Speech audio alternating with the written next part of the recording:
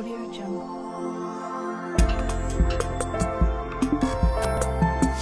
Audio Jungle. Na tayo bilang mga ama, bilang nangunguna sa ating tahanan, tayo yung unang humaharap sa Diyos, nananalangin upang protektahan niya sa pamamagitan ng ating buhay ang ating mga pamilya. Amen po ba?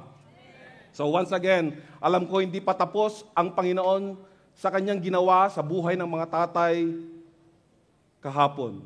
Today, I know God has prepared something great, something good, something new. At alam ko, mag-overflow muli ang ginawa niya kahapon sa buhay nating lahat. Amen.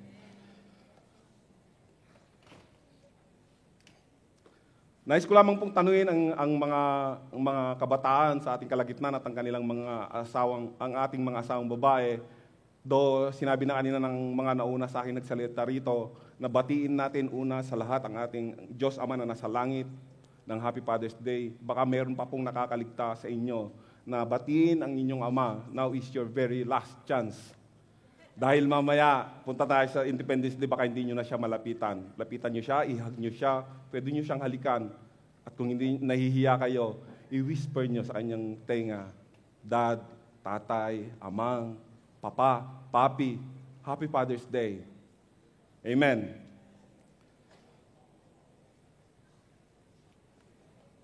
Ang Father's Day po actually ay nag-umpisa sa Old Testament.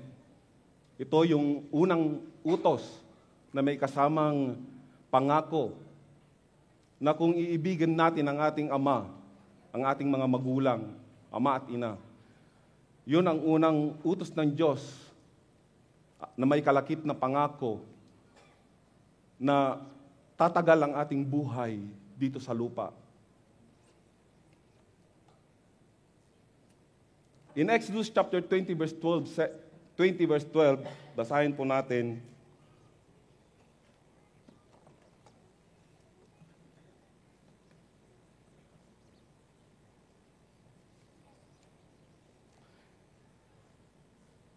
Sinasabi po rito, honor your father and your mother that your days may be long in the land the Lord your God is giving you. Igalang mo ang iyong ama at ina, sa gayon mabubuhay ka ng matagal sa lupang ibinigay ni Yahweh na inyong Diyos. Maging sa bagong tipan, nabanggit din ito sa mga taga-Efeso, sa Ephesians chapter 6 verse 1, mga anak, sundin nyo ang inyong mga magulang sa Panginoon sapagkat ito ang nararapat. Igalang mo ang iyong ama at ina. Ito ang unang utos na may kalakip na pangakong ikaw ay giginhawa at hahaba ang iyong buhay sa lupa. Ang Biblia po ang nagsabi sa atin na dapat nating parangalan, igalang, at bigyang pugay ang ating mga ama, ang ating mga magulang. Hindi po tayo nakikigaya sa labas na kaya sila nagse-celebrate ng Father's Day dahil ito yung sinasabi nila. Ito po ay utos ng Diyos. Yun ay unang utos ng Diyos. At maging ang mga presidente sa Estados Unidos, dahil sila may pananampalataya sa Diyos, ay idiniliklara. Actually, ito ay nag-umpisa ang Father's Day sa isang church sa Spokane, USA, sa Washington. Ito ay sa buhay ng isang babae, si Sonora Smart Dad. Ito ay naganap nung siya ay nakikinig ng mensahe. It's a sermon na pinaparangalan ang mga ina during Mother's Day. Pero naisip niya na napakahalagang bigyan din ng pagkilala to honor fathers kasi sa buhay niya, ang nanay niya ay namatay dahil sa panganganak sa kanya. At ang kumalinga sa kanilang magkakapatid, ang tumayong ama at ina ay ang kanyang ama. At dito niya naisip at pinakiusapan yung mga nasa posisyon sa kanilang bayan na why not celebrate Father's Day? Dahil nakita niya yung kadakilaan ng Diyos sa buhay ng kanyang ama na itinaguyod silang magkakapatid at tumayong bilang ama at ina nilang magkakapatid. At noong 1924, si U.S. President Calvin Coolidge officially urged Americans to celebrate a National Father's Day. And by 1966, President Lyndon B. Johnson signed a presidential proclamation designating the third Sunday of June as Father's Day. And President Richard M. Nixon signed a 1972 bill making the holiday legal, official, and permanent. So hindi po tayo nakikigaya sa United States ito nagumpisa, ito po yung unang utos ng Diyos, kaya po tayo isineselebrate natin yung Father's Day. Amen. And this year's theme natin po ay Standing Up to be Godly Fathers. Kagaya po ng ating napanood kanina, ipinakita po yung iba't ibang klase ng mga tatay, mga fathers for hire. Pero ano po ba yung pinakamahalaga na dapat nating kilalanin na gusto nating magkaroon tayo bilang mga anak? Di ba yung kagaya ni Jesucristo, kagaya ng ating Diyos Ama? Dahil wala nang hihigit pa sa ipinakita ng ating Diyos Ama bilang isang tunay na Ama natin. Binigay niya yung kaisa-isa niyang anak, ang ating Panginoong Jesucristo, upang sino man ang manampalataya, kanyang hahanguin mula sa dilim, dadalhin sa liwanag, magkaroon tayo ng buhay na walang hanggan. Wala nang papantay dito. Wala nang papantay dito. In our theme for this year's celebration of our Father's Day, ay makikita natin sa Proverbs chapter 22, verse 6. Train up a child in the way he should go, and when he is old, he will not depart from it. Train up a child on the way he should go, so that when he grows old, he will not depart from it. Tayo po ay manalangin. Hallelujah, hallelujah. We give you praise, we give you glory, O God. Maraming salamat po, Panginoon, sa dakilang araw na ito na minsan pa kami po ay nandito, Panginoon, upang kami po ay magpuri, magpasalamat, to worship you in spirit and in truth, O God. And as we celebrate Father's Day, O God, I pray, O God, not by power, not by might, but by only your Holy Spirit, O God. Use me, Panginoon, as a vessel. Huwag mo pong hahayaan na masayang ang umagang ito, Panginoon, na hindi namin matanggap ang iyong mensahe, Panginoon. I pray, Panginoon, as I deliver your words, O God, let your heart be my heart, O God, so I can deliver your message boldly, ng may pag-ibig, ng may puso, with humility, and humble heart, O God. Let your Spirit flow upon me, O God. And let your thought be my thought, Panginoon. At huwag mo pong hayaan, Panginoon, na ang aking sarili ang makita, Panginoon. Ibaba mo po ako ng mababa upang ikaw ang makita sa aking buhay, Panginoon. And as I deliver your words, O God, I pray, let there be deliverance, O God. Let there be healing. There be awakening. There be revival among your people, O God. Let there be transformation, O God. And let there be answered prayers, O God. Hindi ko po alam ang laman ng puso ng aking mga kapatid Panginoon. Pero I know, hindi man po kami nagsasalita, alam mo po yung laman ng aming mga puso. Bilang mo po ang aming mga buhok. So ano man po yung panalangin ng aking mga kapatid, Panginoon, alam ko po na ito ay kinatagpo mo na pagkat inuna nila ang iyong kaharian sa araw na ito, Panginoon. Sa iyong mapagpalang kamay, Panginoon, itinatagubilon ko po ang lahat, Panginoon, maging ang aming buhay. To you be alone all the glory, honor, thanksgiving. In Jesus' mighty name this we pray. Amen and amen.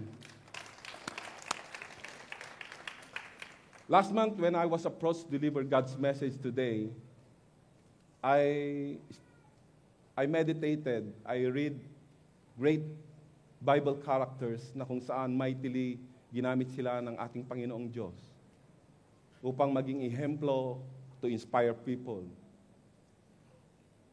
But today, alam ko na walang hihigit at makakapantay sa ginawa ng ating Diyos Ama nang ibinigay niya ang kanyang buhay, ang kaisa-isang anak na si Jesus upang tayo ay magkaroon ng buhay na walang hanggan.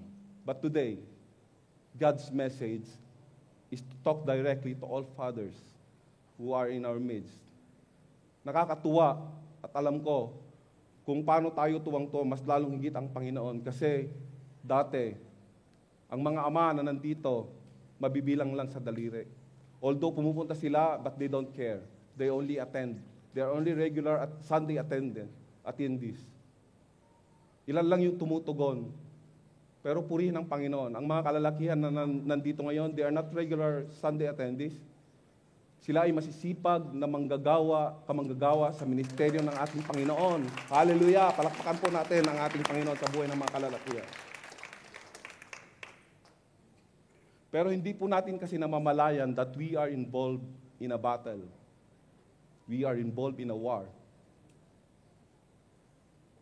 Hindi natin alam, nandun tayo sa gitna ng digmaan. Hindi natin ito namamalayan. And this battle is not happening between nations. Hindi ito nangyayari sa pagitan ng mga bansa. Ito po ay nangyayari mismo, hindi natin alam, sa loob mismo ng ating bahay. Bakit ko po sinabi ito? We are in a battle. It starts when our children become independent. Nung lumabas na sila sa ating tahanan upang mag-aral sa mga eskwelahan, when they meet their friends, when they are independent to go places,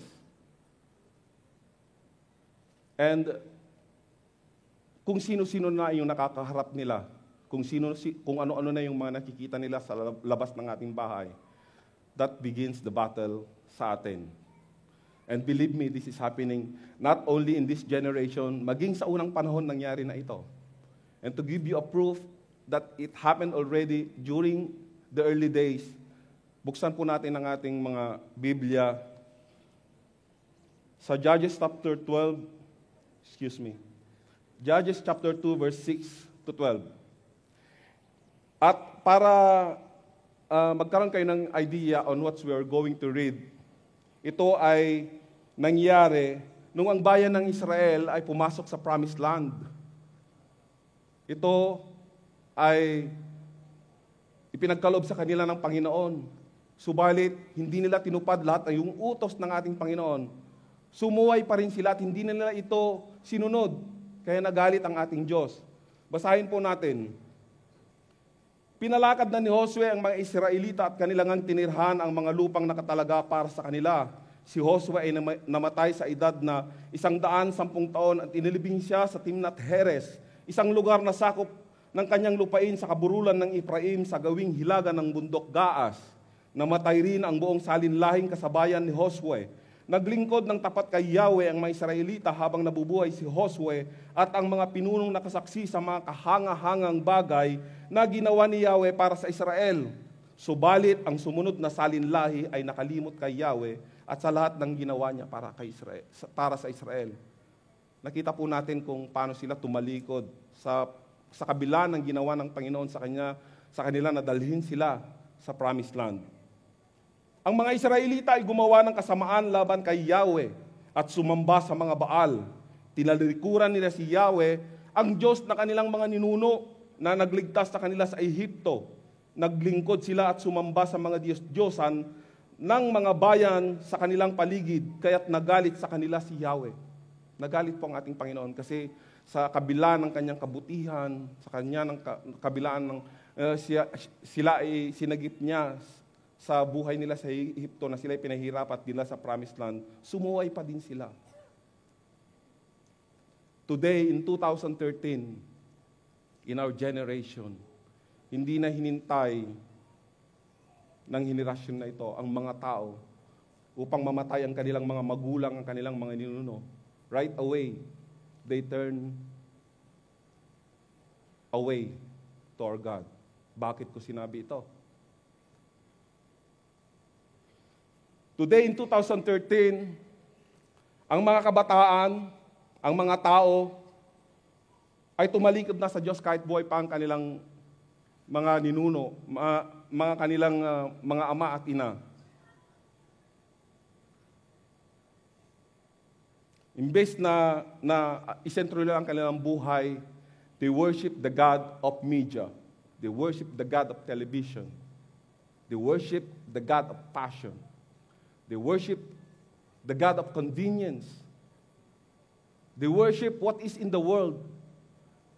They worship what is in this world. They worship the world. At yun yung sitwasyon na hindi natin alam, hindi natin namamalayan na nandun tayo sa battle. Hindi natin namamalayan na kahit sila nakaupo lang sa internet, tayo nandun, nagtatrabaho. They're worshiping something na hindi ng ating Panginoon. Yung they worship the God of passion, mga mamahaling damit, mga sapatos, mga bagong accessories, mga mahal, na pwede na lang ipagmayabang. Yun na yun, yung kanilang pinapahalagan, hindi ng ating Diyos. This is not from God. These are from the world. This is from the evil world. Sinasabi sa 1 John 2 verse 15, huwag ninyong ibigin ang sanlibutan o ang mga bagay na nasa sanlibutan. Ang umiibig sa sanlibutan ay hindi umiibig sa Ama. Ang lahat ng nasa sanlibutan ay masasamang nasa ng laman. Ito ay nasa ng mga mata. Ang pagmamalaki sa munding ito ay hindi nagmumula sa Ama, kundi sa sanlibutan. Naniniwala po ba kayo dito o hindi? Ito pa ay sinasabi ng Biblia. Hindi ko po ito sinasabi.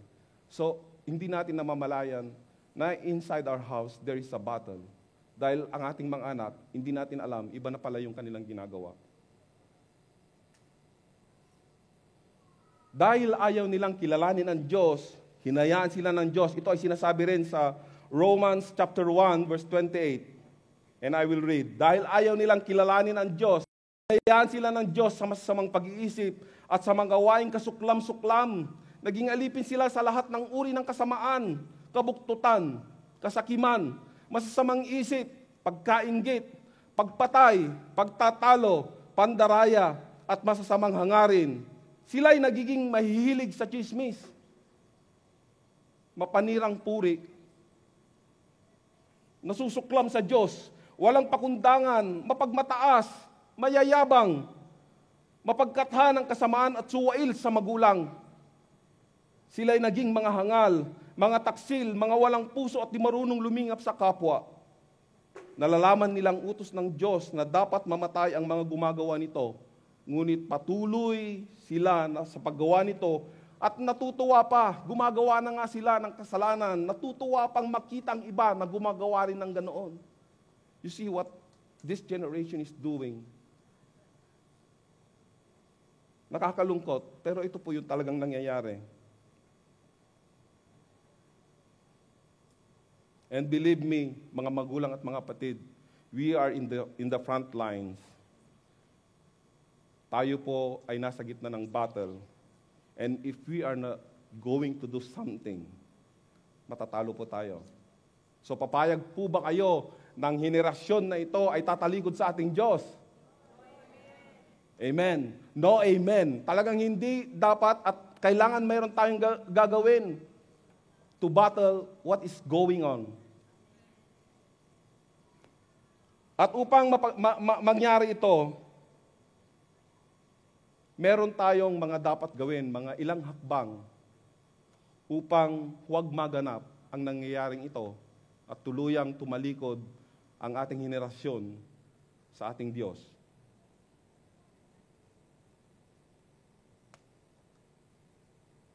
Kasi ang mga tao ngayon, they are more interested sa mga katiwalian sa gobyerno, sa mga kontrobersiya sa telebisyon, sa mga nangyayari sa kanilang mga paboritong artista, sa mga court cases na nangyayari na mas interesado pa sila kaysa magbasa ng Biblia. Mas binibigyan nila ito ng halaga, mas binibigyan nila ito ng oras, kasi doon sila na-excite. Yung pag-usapan kung ano nangyayari sa paligid nila, sa lipunan, sa telebisyon, sa mga blockbuster movies na pinipilahan sa takilya. Ito yung talagang nangyayari. And even in this church, merong mga gumagawa na, sad to say. Pero they go to movies, they spend their time watching television, teleserye. Pero pag tatanungin mo sila if they read the Bible kahit once a day, sad to say, alam nyo na po yung sagot. At meron pong mga ilang steps kung paano natin mapaglalabanan, mapagwawagian ang mga pangyayaring ito. We are called to be a part, to battle, to stand up as godly fathers, to win this war. Una po, sa pamagitan ng ating panalangin. There is power in prayer. Napakalakas po nito. Kasi,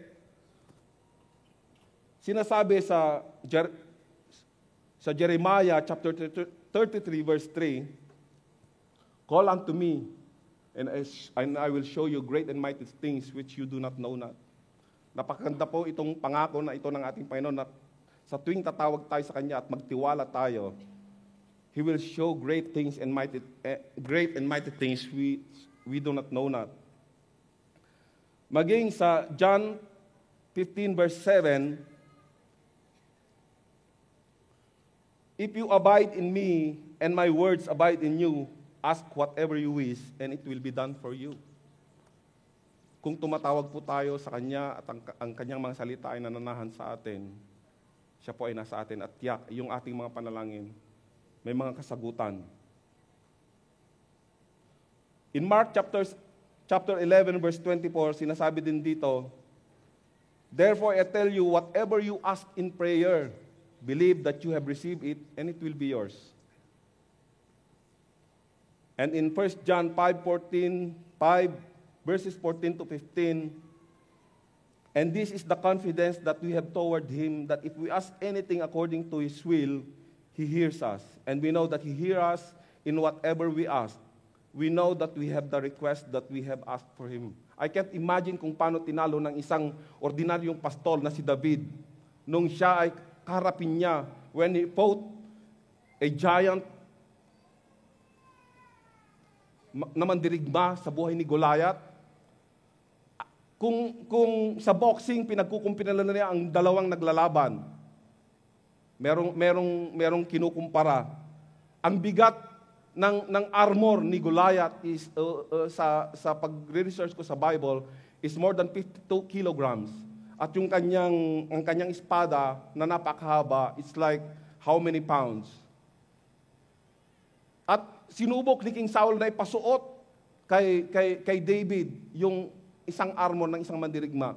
Pero umayaw si David kasi isa siyang binatilyo.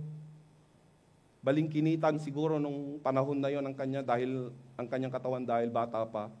Kaya tinanggal niya yung kasuotan yun at ang kanyang isinuot ay ang kanyang ordinaryong kasuotan pag siya'y namamastol ng kanyang mga tupa.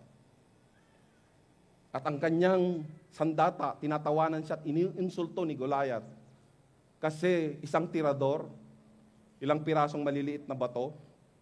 But you know what, people of God, kung bakit napabagsak niya ang isang higanting mandirigma na kagaya ni Goliath?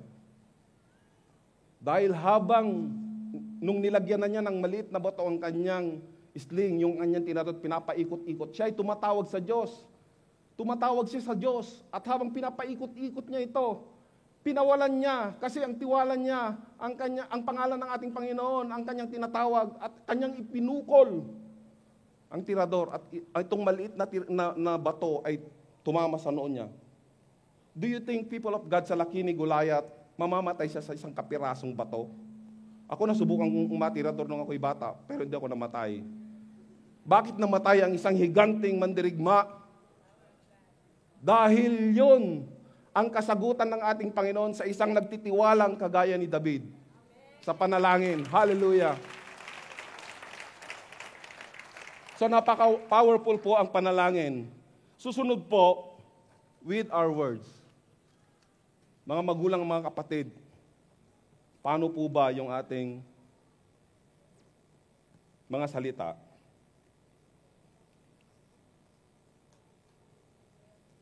In Deuteronomy chapter 6, "These commandments that I give you today are to be upon your hearts.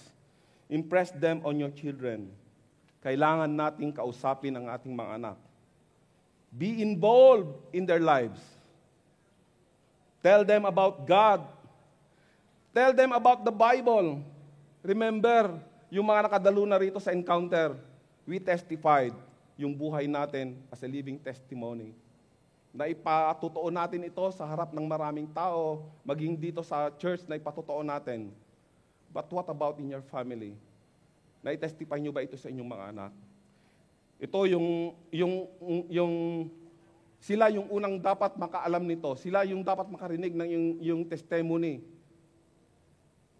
ng ating buhay kung paano tayo dinala mula sa madilim hanggang sa liwanag ng ating Panginoon.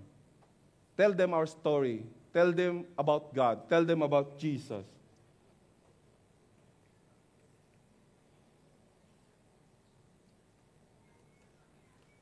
And sa Proverbs chapter 1, listen my son to your father's instruction and do not forsake your mother's teaching. Huwag nating hayaan yung mga eskwelahan, yung mga teachers sa eskwelahan na silang magturo sa ating mga anak. Natatandaan nyo nung isinilang ating mga anak, kung paano sila nag-umpisang matutong ngumiti, kung paano nila unang natutunang isara, ibuka yung kanilang mga kamay, kung paano nila natutunang dumapa, kung paano nila natutunang gumapang, kung paano nila natutunang tumayo at timbangin ang kanilang sarili, kung paano sila natutong lumakad, tumakbo, hanggang sa matutunan nila yung mga personal na bagay na kanilang ginagawa na dapat nilang matutunan. Tayo ang nagturo nun. At maging sa church na ito, wag natin hayaan ang mga Sunday school teachers ang magturo sa ating mga anak about the Bible, about the life of Jesus, sa mga mabuting balita. Dapat tayo, bilang mga magulang, tayo yung responsable sa paglaki ng ating mga anak. Yung sinasabi sa ating team na sa Proverbs chapter 22 verse 6, train up a child in the way he should go, so when he grows old, he will not depart from it. Hindi ito naka-address sa church, hindi ito naka-address sa mga Sunday school teachers, hindi ito naka-address sa mga eskwelahan, sa mga maestra. Tayo ang direktang sinasabihan nun para matuto ang ating mga anak. Amen. At ang susunod, with our quality time. With our quality time. Being godly fathers, kailangan ibigay natin yung ating oras sa ating mga anak. Dito po, hindi po ako exempted at dito po ako natuto.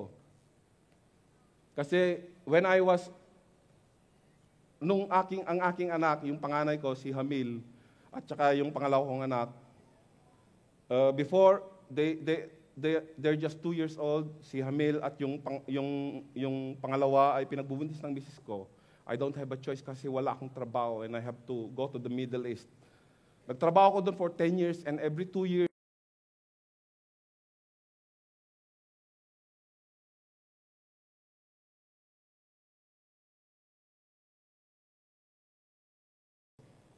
at nakakalungkot kasi during their growing ups, yung mga katanungan nila sa kanilang paglaki na dapat akong gumagabay, they have their personal question kung paano. Marami, katulad ng isang bata rin na lumalaki na babae, mas marami siyang tinatanong sa kanyang ina. Sa mga anak na lalaki, mas maraming tinatanong din ang anak na lalaki sa kanyang ama. And hindi ako naging bahagi noon, lagi akong absent. Kaya ako'y tumatangis, umiiyak sa Panginoon kasi gusto ko man silang damayan, gusto ko man silang tulungan, pero hindi ko yun magawa kasi ako'y nasa malayo. At ako'y natuto.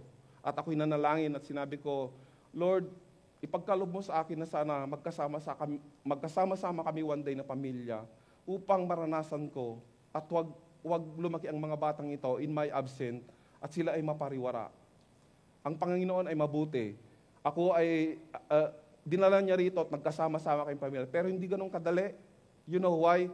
Kilala lang nila ako bilang kanilang ama. At kilala ko rin sila bilang aking mga anak. Pero aminin natin, there's a gap. Dahil wala akong time sa kanilang pagbibinata. Wala akong time sa kanila. Pero purihin ang Panginoon, natuto ako dito. Though matagal, it took time, hindi nangyari overnight. Pero ipinakita sa akin ng Panginoon ang mga turo niya sa pamamagitan ng pagbabasa ng Bible na yung oras na narekupero ko pa rin kahit ganun na ilang taon pa lang kami nagkakasama rito. At napakabuti ng Panginoon, you know why? Binigyan niya kami ng isang maliit na bata. Mula sa kanyang pagsilang hanggang sa ngayon, I make it a point that every day, kasama niya ako at lahat ng mga katanungan, meron siya, nasasagot ko. Dahil I have the responsibility, being father, to a child, a boy, na yung mga bagay na tinatanong niya sa isang ama ay naipoprovide ko for God's glory. And last but not the least, kasi tinitignan ko na yung oras, medyo marami pa tayong gagawin. Apat lang naman talaga itong steps na ito. And last but not the least, it's our life. Ang ating buhay. It's our life. The way you live your life will be a direct reflection how your children will grow up. The way you live your life will be a direct reflection of how your children will grow up.